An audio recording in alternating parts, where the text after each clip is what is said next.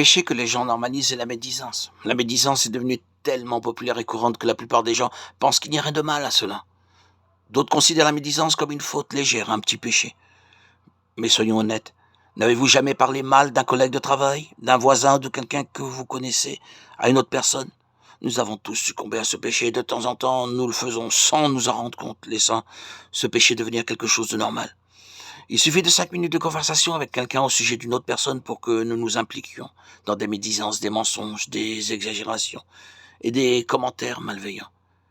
Frères et sœurs, nous devons veiller sur nos paroles, car c'est un péché. Dans le livre du Lévitique, chapitre 19, Dieu a dit: Ainsi tu ne répandras point de calomnie parmi ton peuple, tu ne t'élèveras point contre le sang de ton prochain. Je suis l'Éternel. Ce qui peut sembler être un simple commentaire innocent sur la vie de quelqu'un peut être quelque chose de beaucoup plus sérieux.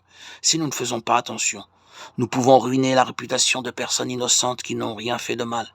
Et la médisance se divise en deux types de péchés, celui de la médisance et celui de la calomnie.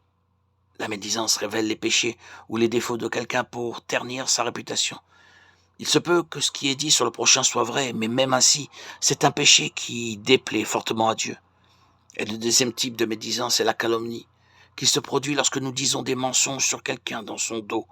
La calomnie a pour seul but de causer du tort à une personne, de lui nuire au travail, ou de détruire une amitié, un engagement, ou même une famille entière. Regardez ce que dit la Bible sur le chrétien qui considère la médisance comme quelque chose de normal dans sa vie. Si quelqu'un croit être religieux, sans tenir sa langue en bride, mais en trompant son cœur, la religion de cet homme est vaine.